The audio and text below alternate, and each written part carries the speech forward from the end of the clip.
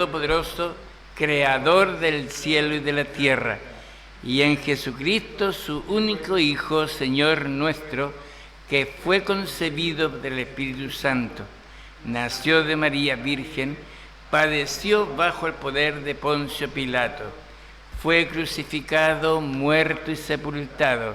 Al tercer día resucitó de entre los muertos, subió al cielo y está sentado a la diestra de Dios Padre Todopoderoso. Desde allí vendrá a juzgar a vivos y a muertos. Creo en el Espíritu Santo, la Santa Iglesia Universal, la comunión de los santos, el perdón de los pecados, la resurrección de la carne y la vida perdurable. Amén. Eso es lo que nosotros creemos como Iglesia, como hijos de nuestro Dios. Como parte de nuestra reunión, tendremos el momento de recoger nuestra ofrenda al Señor. Y le vamos a pedir a nuestra hermana diaconisa Margarita Vega, tenga bien recogernos la ofrenda.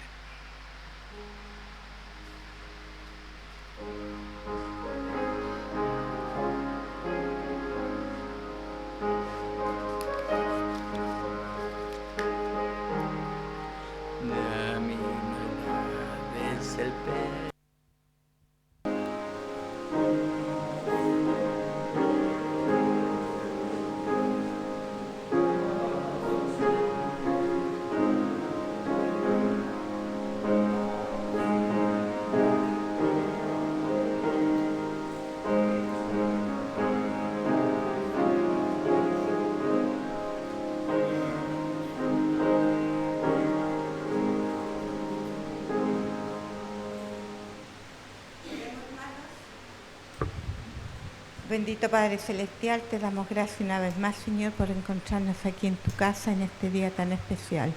También te agradecemos por esta ofrenda que se ha recogido y pedimos, Padre, que tú la bendigas y que sea usada conforme a tu voluntad. En el nombre de Jesús, amén.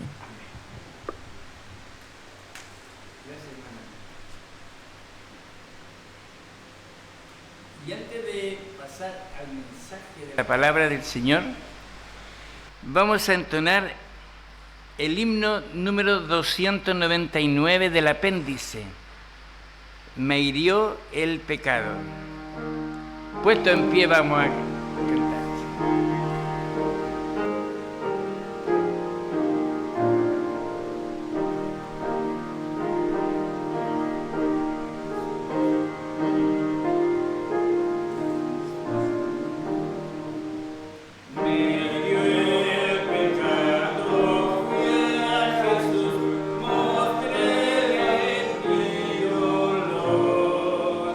Perdido errante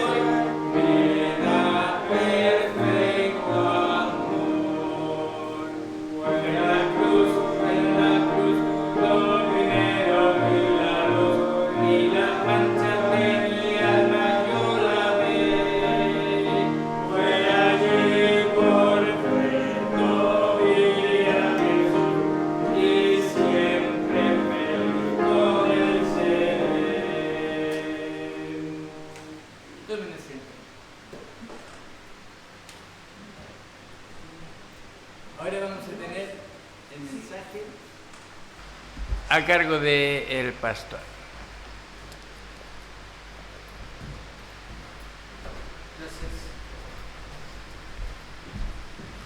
Me he estado observando en las prédicas, que ahora uno puede verse porque se graba y se sube, y uno ahí ve las fallas. Siempre quise, por el hecho de el afán de llegar algún día a ser predicador, de que alguien me grabara. Me contaba Elba cuando ya estaba en el seminario, que estudió casi el currículum completo de teología y no terminó porque se casó conmigo. Sí, así fue. Y dice que a ella la grababan. Obviamente ella como mujer no iba a predicar la palabra, pero esto le sirvió también para ver en la homilía, esto se hace en la homilética, los errores que uno comete. Y el error mío quizá era, o hasta hace poco, era una prédica muy chillona y muy así como muy eufórica. Y entonces, claro, al escucharme, pero ¿cómo? Decía yo, por favor. Y así que como me he estado observando, he tomado algunos apuntes, ¿cierto? Y he podido mejorar un poco. Y me he visto en los últimos prédicas mejor, con la ayuda del Señor. Y también zafarme del púlpito, eso también, porque hay una cámara que te está grabando y después no apareces. Entonces, ¿qué pasó con el pastor? Dirán algunos que a lo mejor me ven. Y también me he dado cuenta que hay varias personas que ven estos YouTube, salen en YouTube, lo ven. Y no es que... Entonces, con mayor razón. Bien, abramos nuestras Biblias, hermanos queridos, en la carta del pastor Santiago. La carta de Santiago, que estamos haciendo estudiar algunos textos para sacarle alguna aplicación para nuestras vidas. Decía la vez pasada que Santiago se complicó su incorporación al listado de libros del Nuevo Testamento, los 27 libros, les costó.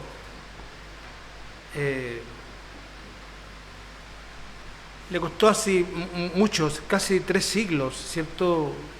Quizá un poco más. Hay un canon que se escribió a mediados del siglo II, a mediados del siglo II, canon de Muratori, que era una colección de libros del Nuevo Testamento. Estaban prácticamente todos, pero faltaba Santiago. Porque la iglesia tempranamente, y quizá de mala manera, la iglesia tenía la idea de que si la escribió un apóstol, esta epístola es de Dios. Bueno, gran parte de la epístola fueron escritas por los apóstoles, pero no necesariamente los apóstoles escribieron todos los 27 libros que aparecen en el Nuevo Testamento. Entonces, desde el principio a esta carta, a este nuevo evangelio, esta carta, la iglesia la consideró como liviana y no estaba, cierto, expuesta a la controversia. También, esta carta también se entiende o se dice que no era cristocéntrica, que hablaba poco de Jesús, muy poco de Jesús. Y de otras dos, y que no era tan teológica como los otros libros. Por ejemplo, Romanos, que es un cúmulo de teología, Gálatas y Efesios, ¿cierto? Pablo, pero aún así todo igual tuvo aceptación. La vez pasada cometí el error de que mencioné de que esta carta había sido oficializada en el concilio de Calcedonia. No, me equivoqué, fe de ratas, Cartago. En el concilio de Cartago, que fueron los primeros concilios de la iglesia de los primeros 5 siglos, a esta carta se le determina y se le declara que es inspirada. Esta carta fue escrita por Santiago, que eso es en el griego, pero en el hebreo Jacobo. Y hay varios Jacobos que aparecen en la Biblia. De hecho, hay uno de los apóstoles que es Jacobo. Pero no podría ser este Jacobo, el apóstol, porque fue tempranamente muerto, fue sacrificado. ¿Cierto? Fue sacrificado, quizás uno de los primeros mártires del cristianismo, el apóstol Jacobo. Entonces quedarían otros más, pero se descartan, y el que sí tiene una particular para los cientistas bíblicos, o los que leen y estudian la Biblia, este Jacobo, o este Santiago, sería el hermano menor de Jesús, un medio hermano. Recordemos que María tuvo más hijos. Entonces ahí cae por tierra la doctrina, entre comillas, de la Iglesia romana, de la Inmaculada Concepción. Porque la Iglesia dice que María es inmaculada. Entonces se acusa de que los hijos que aparecen ahí, y los hermanos de Jesús, eran aparentemente hijos de José. Como que Jesús había tenido un romance antiguamente y había posteriormente se había unido a María. Pero no tiene veracidad todo eso. Pero sí lo que es cierto es que este Santiago era el hermano de Jesús, o el medio hermano de Jesús, que, como decía la vez pasada también, que lo consideraba que estaba fuera de sí, no solamente él, sino que varios hermanos, y se burlaban de Jesús, pero él sufrió una conversión cuando Jesús se le apareció, por resurrección. Recordemos que apareció en muchas oportunidades, a más de 500, ¿cierto?, en un momento dado, y en esas apariciones se le aparece a Santiago, y este hombre se convierte. Y fue un líder importante dentro de la iglesia de Jerusalén, la iglesia madre de Jerusalén. Hubo una persecución que empezó, si no me equivoco, en el capítulo 6 del libro de los Hechos de los Apóstoles, donde matan a Esteban, ¿se acuerdan, no? Matan a Esteban, el primer mártir de la iglesia, y donde estaba también Saulo, dando crédito a lo que se estaba haciendo. Y entonces este sacrificio, esta matanza, esta muerte provocó una persecución que empezó con los judíos. Entonces la iglesia, que ya tenían 3.000, 5.000 judíos que se habían convertido, ¿cierto?, después de la venida del Espíritu Santo, la iglesia creció. Pero ¿se acuerdan el mensaje o el deseo que tenía, o el mandamiento de Jesús? Era que empezaran a predicar el Evangelio, ¿cierto?, en Jerusalén, Samaria y hasta lo último en la tierra. Pero había pasado el tiempo y la iglesia se había como relajado, ¿sí?, y había crecido, pero no estaba llevando a cabo la misión que había Jesús delegado en ellos. Entonces empezó la persecución y empezó, ¿cierto?, fuertemente, y esta iglesia, que había crecido y había sido poderosa en Jerusalén los primeros años, fue perseguida. Entonces, por eso en el capítulo 1, el primer versículo, dice Santiago, que manda esta carta, Santiago, siervo de Dios y del Señor Jesucristo, dice, a las 12 tribus que están en la dispersión. Entonces, a las 12 tribus es una alusión a los judíos, a judíos creyentes, a judíos cristianos que se habían convertido, pero en este momento estaban siendo perseguidos. Entonces, esta iglesia perseguida, que inicialmente era la iglesia de este hermano, de este pastor Santiago, Santiago le escribe. Y le escribe porque obviamente ya no estaban cómodos, como acá por ejemplo, sino que estaban siendo perseguidos. Una persecución tremenda, una persecución que les diezmó todo lo que tenían, todas las cosas que ellos habían granjeado en la vida, todo su confort y toda su seguridad, de la noche a la mañana es borrado. Así que esa es la condición de estos hermanos. Y dentro del camino, veía la vez pasada también, que se transaron o se relacionaron con gente malacatosa, o gente mala, o gente aprovechadora. Por eso hay una parte donde habla de los ricos. Entonces, de repente Santiago se ha ocupado por algunos grupos políticos de que Santiago habla en contra de los ricos, en contra del capitalismo, algunos dirán, ¿cierto? En contra del capitalismo, y ahí se trenza esta carta o se presta para consignas políticas. El proletariado, por ejemplo, algún sector político, le atribuye, pero eso no tiene nada que ver con el tema del contexto, el sentido de esta carta. Desde ya es una inspiración, una carta inspirada. Entonces aquí no hay ningún elemento humano, ¿cierto?, que esté interfiriendo. Entonces, es importante que entendamos muchas veces el contexto, porque de repente uno, al no saber el contexto, y los pastores tenemos la obligación de enseñar, más que predicar, también es una enseñanza, a un libro histórico, porque esto es un registro histórico. Entonces, y hablábamos la primera vez, ¿cierto?, de esta carta y hay varios elementos o varios puntos de la carta que la hacen tan familiar a la Iglesia. A lo contrario de que fue resistida por muchos años, pero a través de la historia esta carta ha sido un tesoro inagotable para los creyentes. Y hay textos que uno los puede inclusive saber de memoria. Y son textos que han guiado la vida de muchos cristianos, de uno mismo. Y vamos a mencionar algunos, por ejemplo. Dice en el versículo 2, hermanos míos, tened por sumo gozo cuando os halláis en diversas pruebas. Ese texto es conocido, ¿ah? Y que le ha hecho tan bien a los cristianos a través del tiempo, porque todos tenemos que pasar pruebas. De hecho, veíamos que es una parte importante de la vida cristiana. Es una presión, ¿cierto? Es como una presión que al final saca lo mejor de uno o lo peor de uno.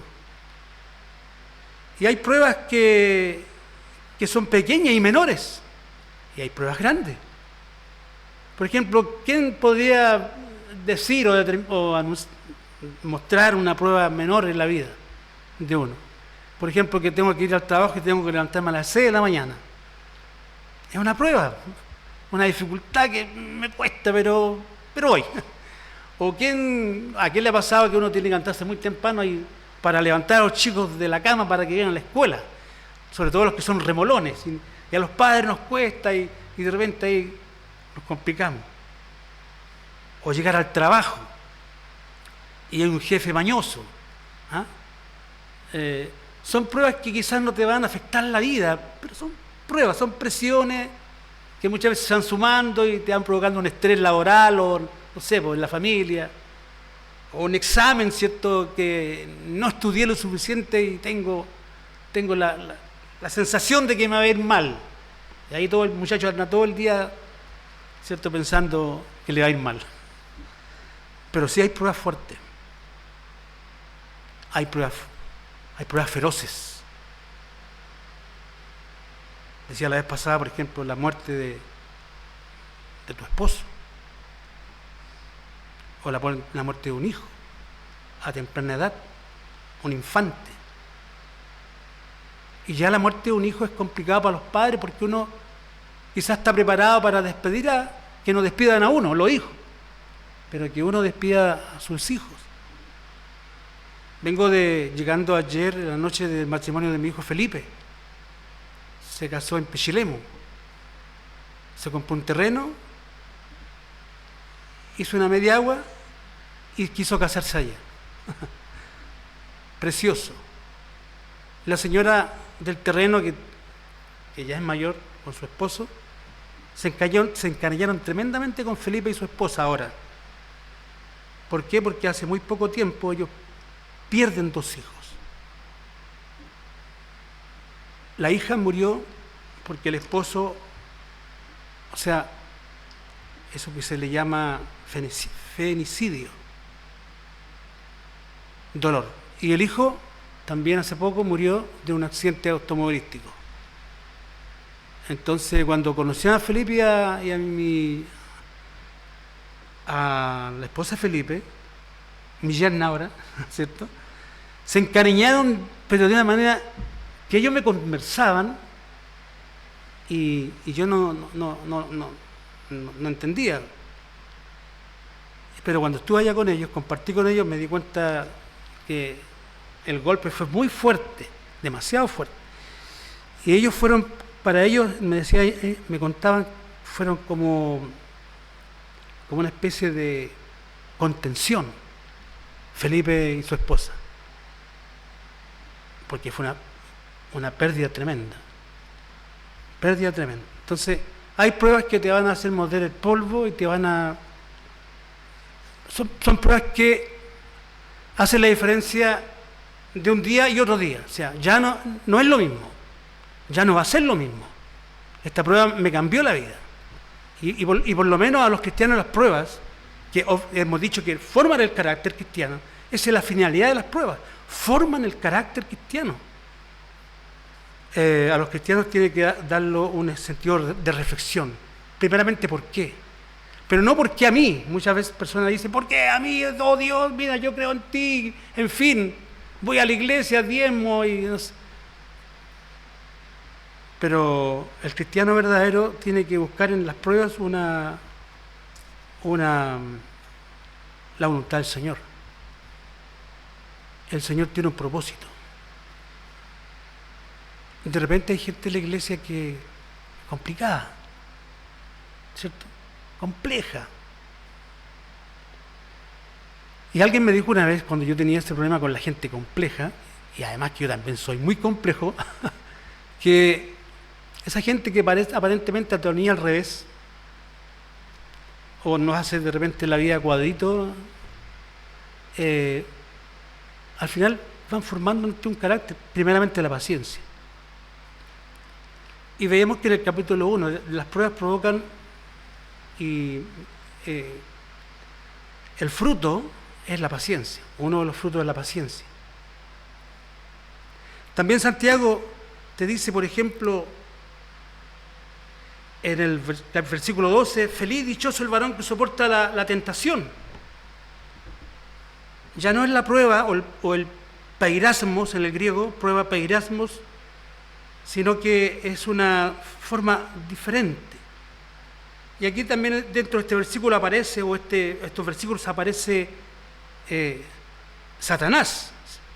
Pero más que Satanás, somos tentados, dice el hermano del pastor Santiago, somos tentados por nuestra propia concupiscencia, por nuestros malos pensamientos. No somos perfectos. Hay pecado, ¿cierto?, aún en nosotros. Por eso tiene sentido la oración.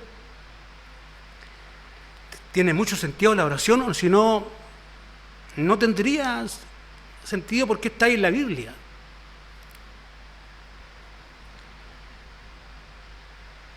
Santiago también, por ejemplo, otro versículo que es muy familiar, habla en el versículo 19, por esto, mis amados hermanos, todo hombre sea pronto para oír, tardo para hablar, tardo para airarse. Lo primero que hacemos es airarnos. ¿Por qué? Porque no tenemos paciencia. Y porque no tenemos paciencia, no tenemos sabiduría para vivir. Entonces uno como que estos textos uno lo da por sentado y que se aplican a mi vida así como rápidamente. Y no, estos textos hay que trabajarlos. Decíamos la vez pasada que la sabiduría no es una cuestión meramente teoría, ¿cierto? Algo teórico, el conocimiento teórico, sino que tiene que ser la sabiduría espiritual. Para poder entender esta palabra tengo que tener una sabiduría espiritual, entendiendo que el Espíritu Santo ilumina la palabra de Dios para que ahora yo la pueda entender y pueda tener discernimiento espiritual también. Entonces, esto aparece en Santiago. Se dan cuenta que es tremendamente práctico. Aquí no hay gran teología para llegar a esta enseñanza basal y básica y fundamental. Pero en esto muchos cristianos se pierden o nos perdemos. Nos perdemos porque al no aplicar estos principios de esta carta tremendamente práctica, cometemos errores en la vida, y decía la vez pasada.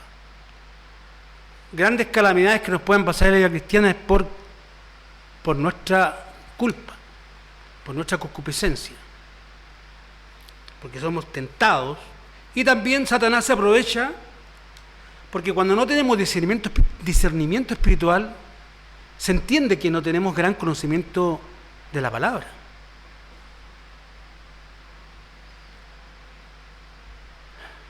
No tenemos gran conocimiento de la palabra. Y aquí no se trata de ser un teólogo, ¿eh? Porque hay teólogos encumbrados, ¿cierto? Pero son impíos. Son herejes. No, aquí no se trata de conocimiento per se. Aquí se trata de una mixtura entre el conocimiento y la piedad. El conocimiento de la palabra del Señor y la piedad. Yo puedo tener mucha piedad, mucho amor a Dios, yo amo a Dios, pero si no conozco la Biblia voy a cometer los grandes errores doctrinales como se han cometido en la historia de la Iglesia. O puedo tener gran conocimiento, o puedo tener gran conocimiento, pero no tengo amor. No tengo amor. Y la carta de Juan dice, y en esto conocerán los que están afuera, de que sois hijos de Dios, si os amáis los unos a los otros.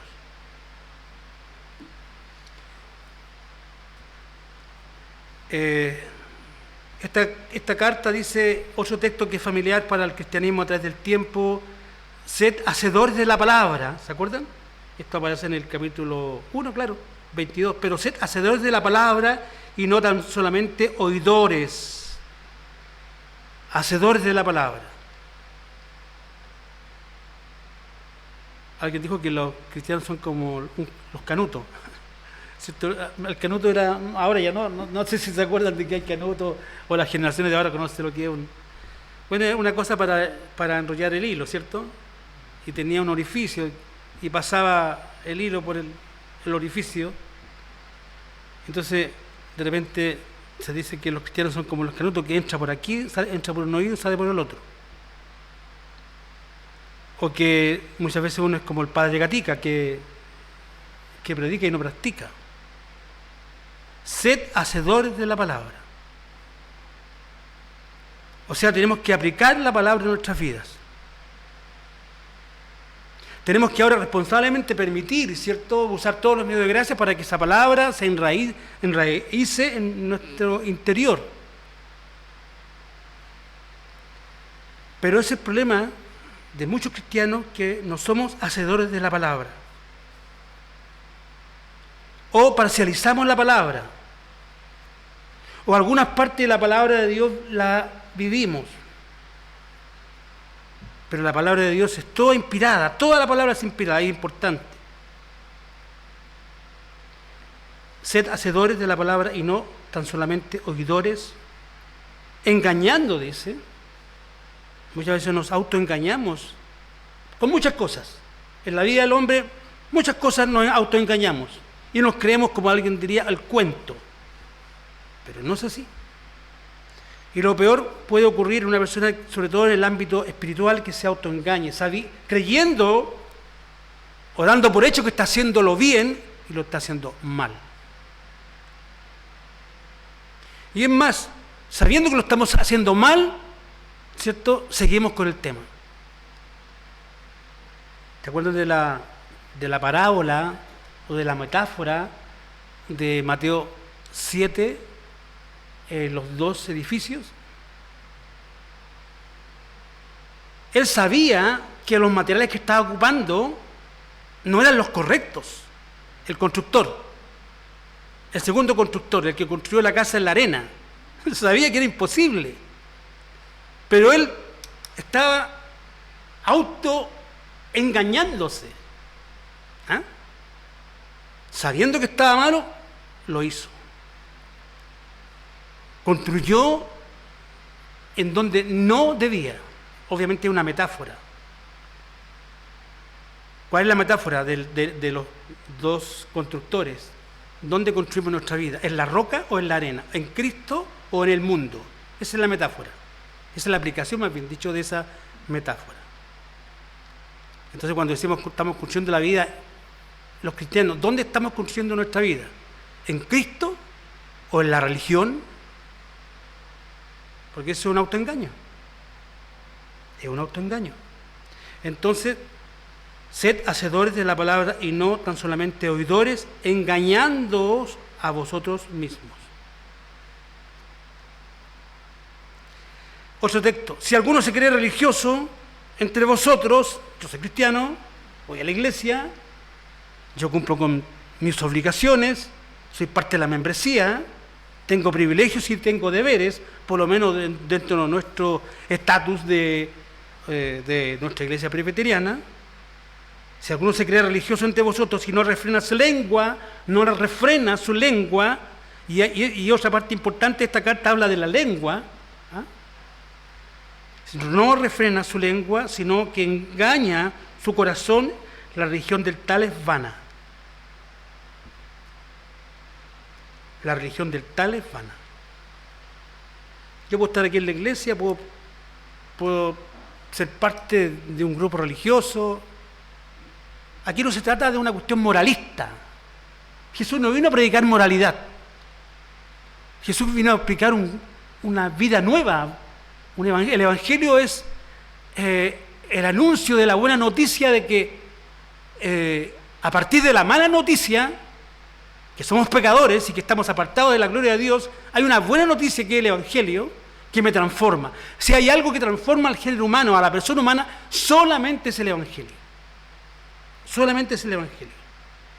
Entonces, cuando yo vivo el Evangelio, voy a ser consecuente con lo que digo. Pero aquí dice, si alguno se cree religioso entre vosotros, si no refrena su lengua, sino que engaña su corazón, la religión del tal es vana, no sirve para nada. No sirve para nada que yo sea, bautista, presbiteriano, anglicano, luterano, pentecostal, si no vivo en relación a lo que dice el Señor. O vivo a mi manera. Hay muchas personas que asisten a los cultos religiosos y dentro de la semana viven a su manera.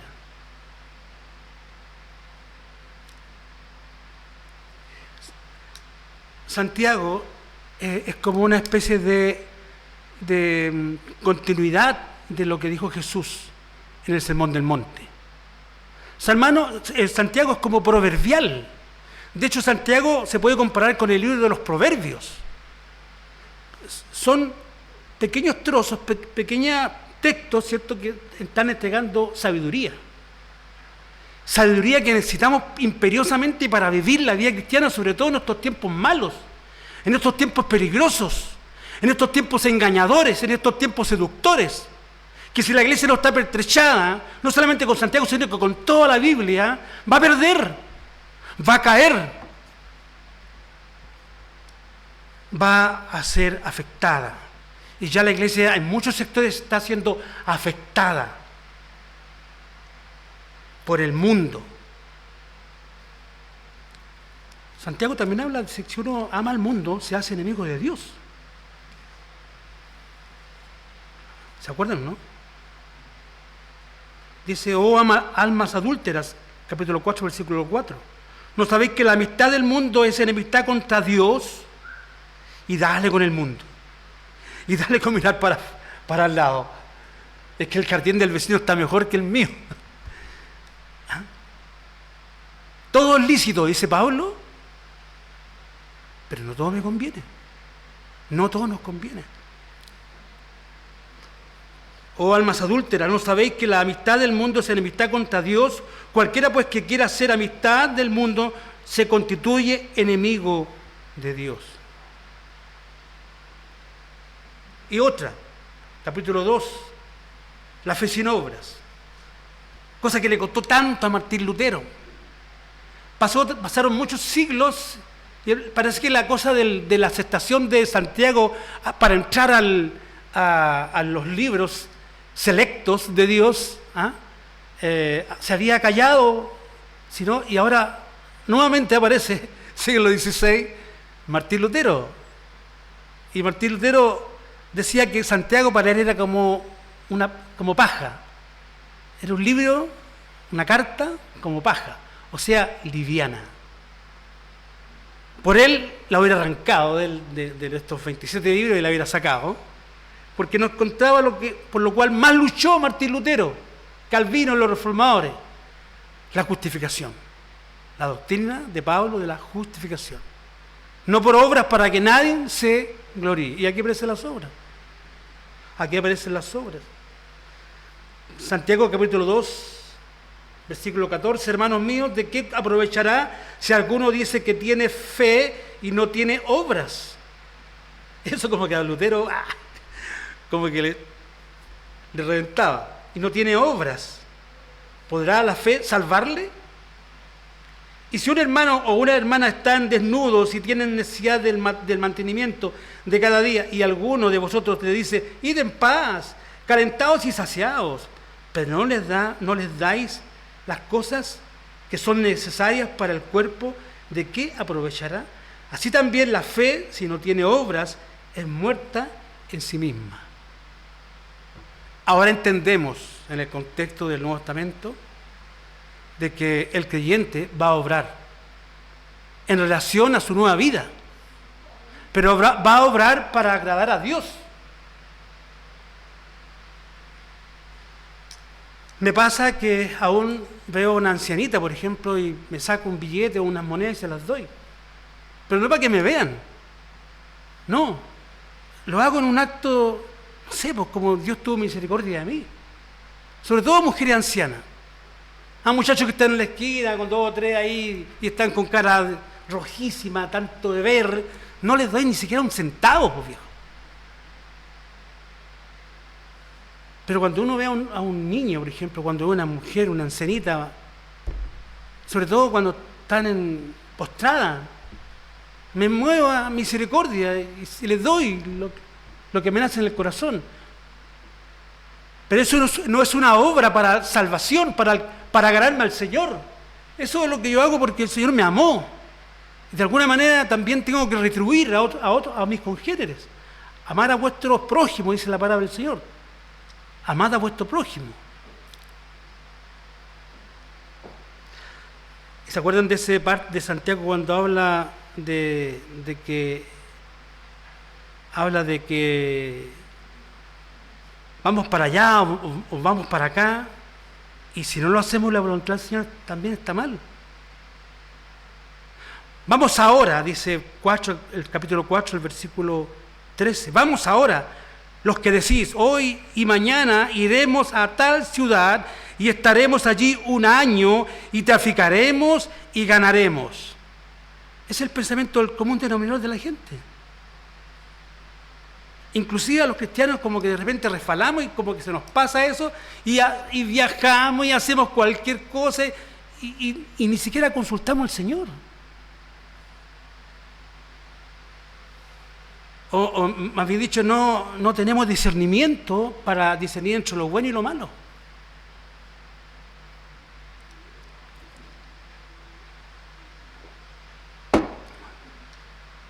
Tomamos resoluciones que no son sanas. Hacemos cosas que no nos convienen, pero las hacemos.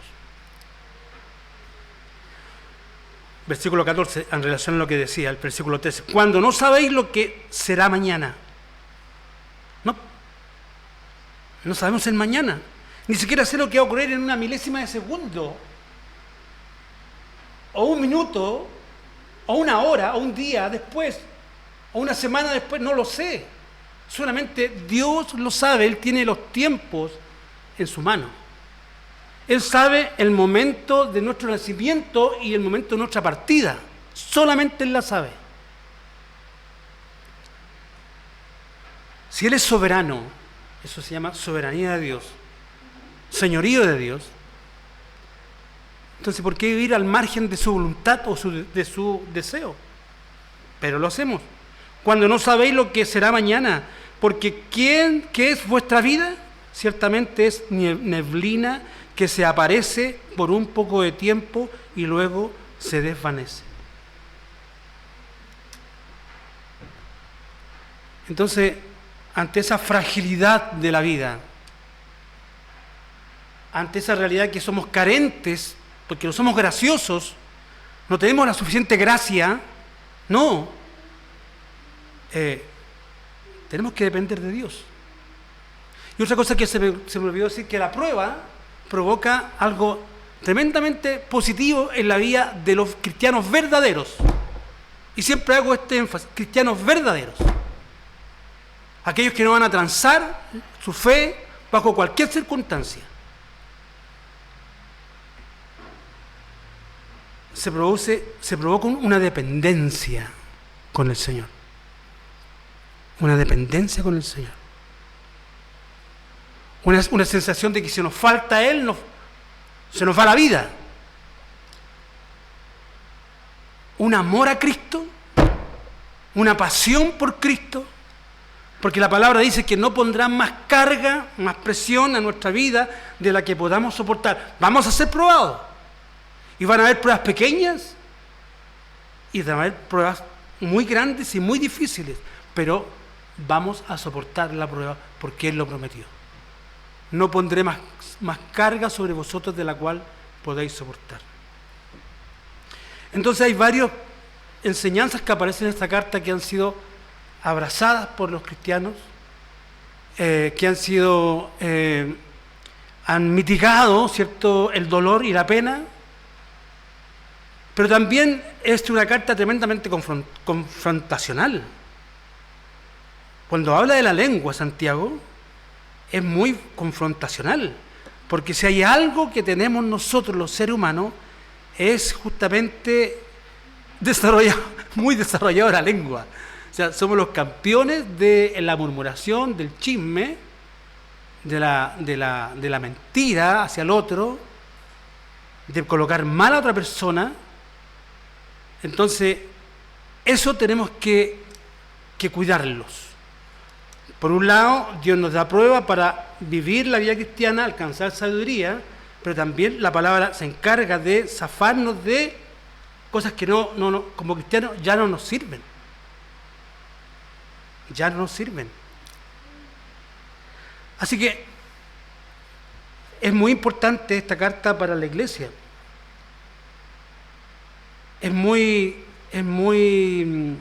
Está llena de sabiduría. Es rápida de digerir. Es rápida de digerir. Y es palabra de Dios, que es lo más importante. Santiago también te habla de la alegría y de la pena. Esta iglesia era una iglesia que, a pesar de ser perseguida, era una iglesia que en relación a la pena, a la alegría, a la enfermedad, era una iglesia que oraba. Era una iglesia de oración. ¿Cuánto oramos en nuestra vida personal?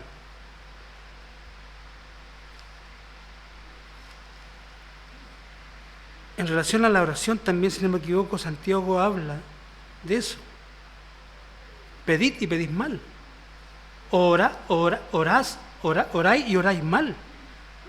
Porque pedís para vuestros propios deleites. Hay una oración que no está centrada. Cuando yo soy un hombre, un cristiano, un hijo y una hija de Dios de oración, voy a tener una oración primeramente bajo la voluntad del Señor. Va a ser una oración que, más que pedir cosas materiales o que nos vaya bien, vamos a pedir primeramente que nuestra vida sea agradable al Señor. ¿O no? ¿O no?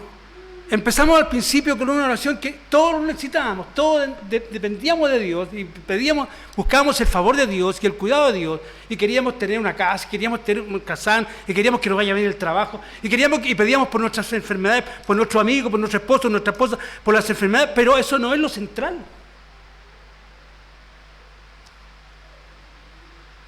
Sed santos porque yo soy santo. En otra parte dice, en cuanto a la santidad, sin santidad nadie verá a Dios.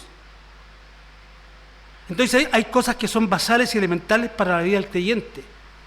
Que si se cambian las prioridades, si cambiamos las prioridades, nuestra vida no va a ser centrada en Cristo.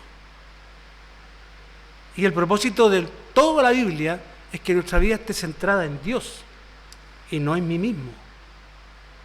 Santiago es muy particular en cuanto a eso. Santiago es una carta directa, es confrontacional, es una carta que te blinda para vivir la vida cristiana, sobre todo en tiempos peligrosos. De hecho, estos cristianos que estaban recibiendo esta carta, estos creyentes que estaban recibiendo esta carta, estaban siendo perseguidos.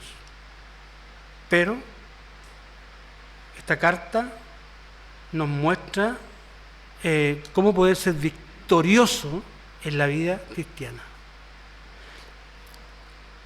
Les dije que esta carta o estos domingos que me quedan por delante, yo creo que este es el último domingo. Porque en marzo, si Dios quiere, voy a seguir con la carta a los romanos, que me interesa demasiado. Pero toda la Biblia es inspirada por Dios y útil.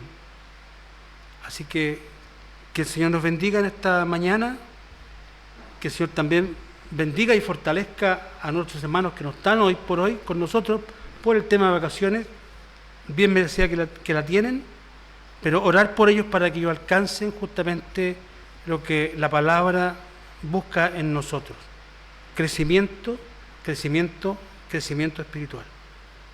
Oremos. Señor y Padre, te damos gracias en esta tarde, este día, porque podemos hurgar en tu palabra, Señor, y especialmente en Santiago, nuestro hermano Santiago, nuestro querido pastor del primer siglo, tan preocupado por la iglesia que estaba siendo diezmada y perseguida, pero aún así todo, tu palabra no le faltó. Y que para nosotros también es una bendición de ser herederos de todo lo que la iglesia o los creyentes del tiempo primitivo o los primeros siglos lograron. Danos, Señor, una pasión, danos una fe, danos sabiduría, Señor, para vivir la vida cristiana. Quita de nosotros los males que aún están ahí prendados y záfalos, Señor, de nuestra vida. De esa manera nuestra vida va a ser luminosa. Jesús dijo: vosotros seréis la luz del mundo. Permite, Padre Santo, que podamos agradarte en este año que ya comenzó, pero que ahora se acerca el mes donde todo como que se pone en marcha. Permite que podamos ser consecuentes en la vida cristiana. En el nombre de Jesús. Amén y amén. Vamos entonces ahora a disfrutar del sacramento de la cena. Antes de la Santa Cena vamos a cantar un himno y luego del himno tendremos la Santa Cena. El himno Santa Biblia para mí.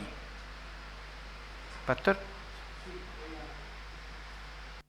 No voy a empezar, te voy a traer. Me voy a colocar acá. Cuenten bien, vamos a...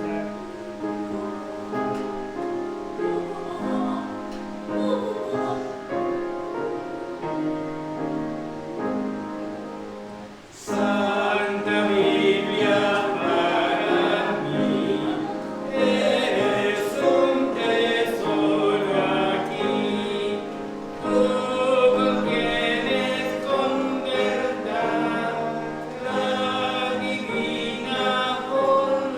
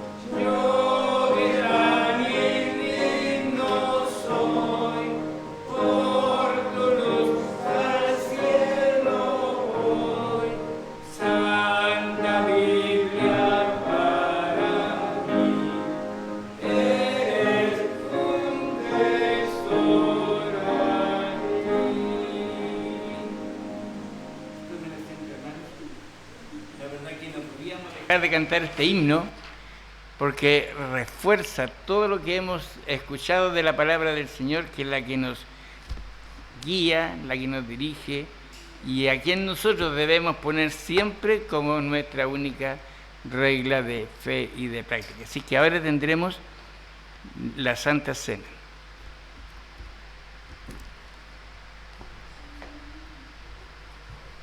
Gracias, hermano.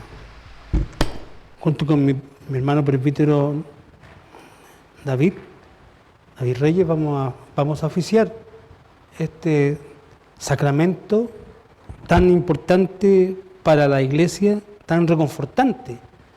Es un estímulo, es un memorial donde recordamos el sacrificio vicario de Cristo, vicario en el sentido de que nadie lo obligó a dar su vida, sino que Él la dio a sí mismo. Y lo vamos a hacer primeramente orando para que el Señor prepare nuestro espíritu. Señor y Padre Celestial, te damos gracias, Señor, por este día donde tu iglesia, los hermanos, especialmente los hermanos que estamos aquí presentes en tu templo, te damos gracias por ellos, Señor, porque siempre está en nuestra mente el hecho de servirte.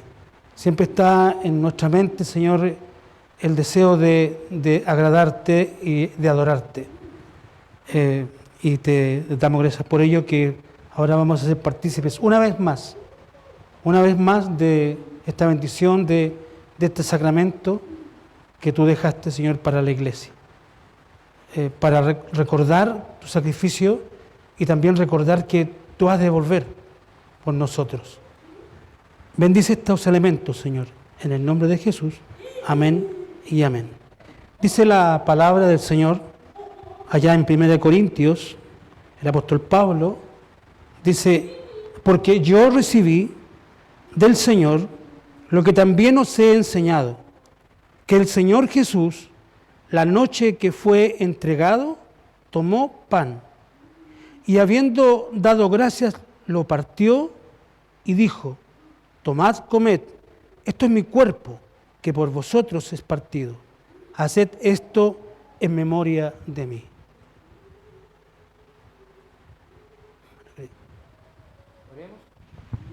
Amado Dios, amado Padre Celestial, damos gracias que tenemos este tiempo de celebración de esta Santa Cena, recordando, Señor, la ofrenda tuya, oh Señor, por nosotros, al dar tu vida por cada uno de nosotros. Gracias porque, oh Señor, podemos hacerlo y pedimos que tú nos bendigas en estos momentos. En los méritos de Cristo Jesús. Amén. Amén.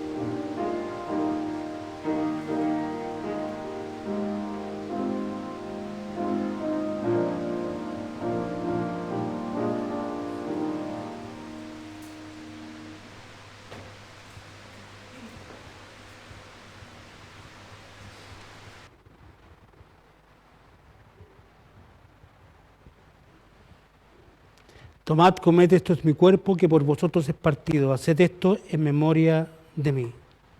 Hermanos.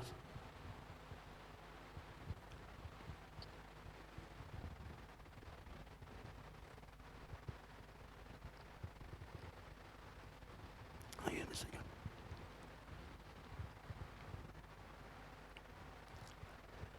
Asimismo, tomó también la copa después de haber cenado, diciendo: esta copa es el nuevo pacto en mi sangre. Haced esto todas las veces que la bebiereis en memoria de mí.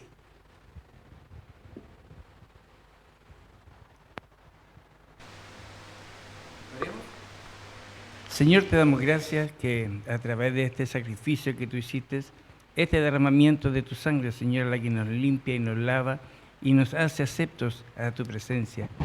Gracias, Señor, por este hermoso momento que podemos disfrutar como Amén. iglesia. En los méritos de Cristo Jesús. Amén.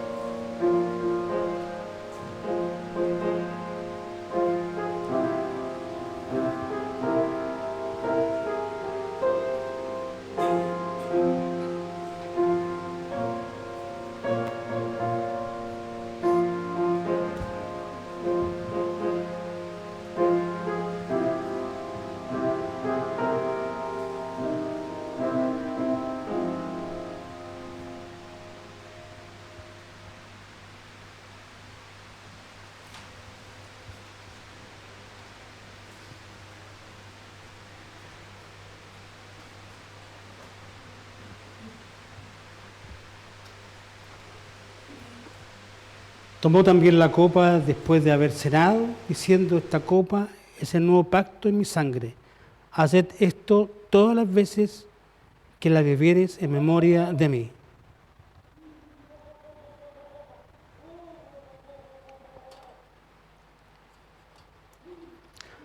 Así pues, todas las veces que comiereis este pan y bebiereis esta copa, la muerte del Señor anunciáis hasta que Él venga. Gracias, Señor, por este momento especial, único en el sentido de comunión íntima, porque si bien es cierto, este pan y este vino no se transforman mágicamente como la sangre y el cuerpo del Cordero inmolado, que lo fue, son símbolos, Señor, que nos entendemos, símbolos espirituales para ahora, para tu iglesia,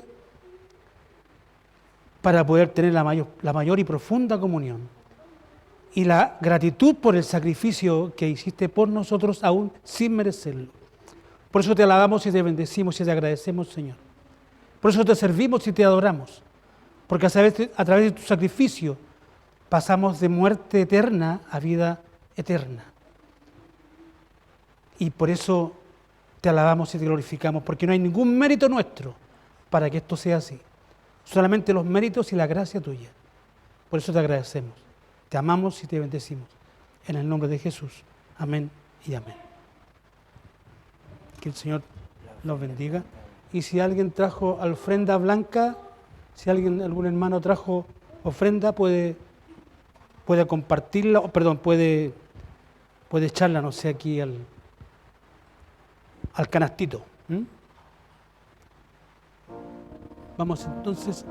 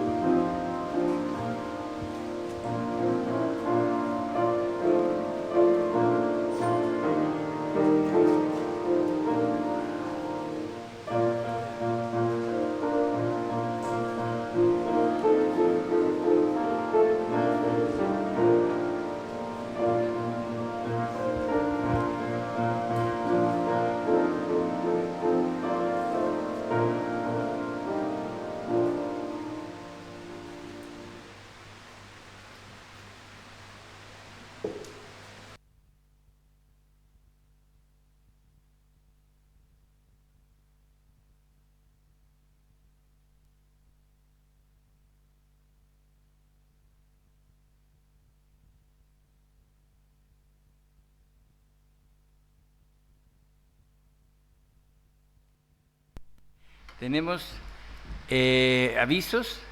Próximo domingo tenemos el culto aquí a las 11 de la mañana. Este domingo próximo el pastor va a estar en la iglesia de los Andes, así que va a estar dirigido por los presbíteros en la reunión.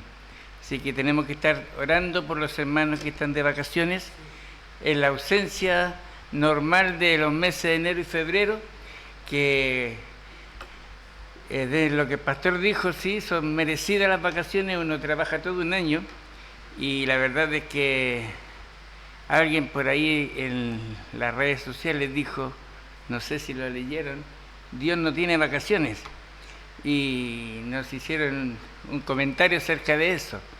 Pero la verdad es que cuando nosotros servimos al Señor, debemos venir a la casa del Señor. Estando aquí, tenemos que congregarnos. Así que, hermanos, oremos los unos por los otros.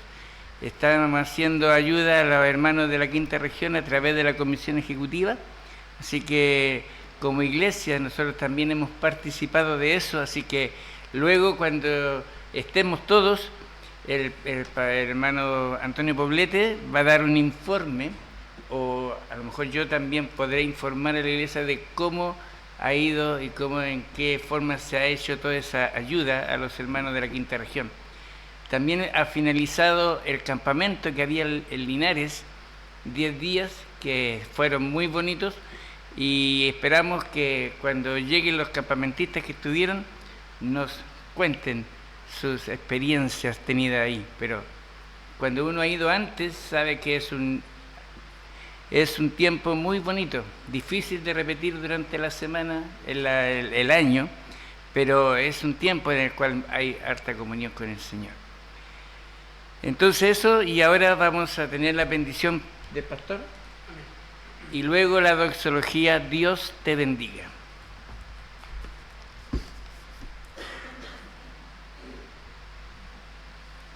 El Señor te bendiga y te guarde. Jehová haga resplandecer su rostro sobre ti y tenga de ti misericordia. Jehová alce sobre ti su rostro y ponga en ti paz. Si hay algo necesario y vital en nuestra vida como creyentes peregrinos en este mundo, es tu bendición, es tu fijación, es tus ojos fijándose en nosotros, Señor. Es tu paz aquietando nuestro espíritu, nuestra alma. Es tu presencia en medio nuestro, Señor, cosa que es vital, fundamental para el creyente. De esas cosas desesperadamente, Señor, oramos y pedimos que no mengüen nunca, Señor, que no nos falte, Señor, eso. Lo demás es trivial y es material, es circunstancial, pero esto es esencial. Busca primero el reino de Dios y su justicia, y todo lo demás vendrá por añadidura. Que así sea en nuestra vida, o lo que nos resta de nuestra vida. Bendice a la iglesia y a las familias representadas. Bendice a mis hermanos que no están aquí en este culto solemne a ti, por lo que se ha dicho, por las vacaciones, por el descanso. Pero donde estén, Señor, guárdales y protégeles. Y que ellos abriguen, Señor, en sus corazones el deseo de servirte y alabarte y glorificarte, Señor, y hacer extensivo el reino de Dios en la tierra. Bendícenos, Señor, porque te necesitamos. En el nombre de Jesús. Amén y amén.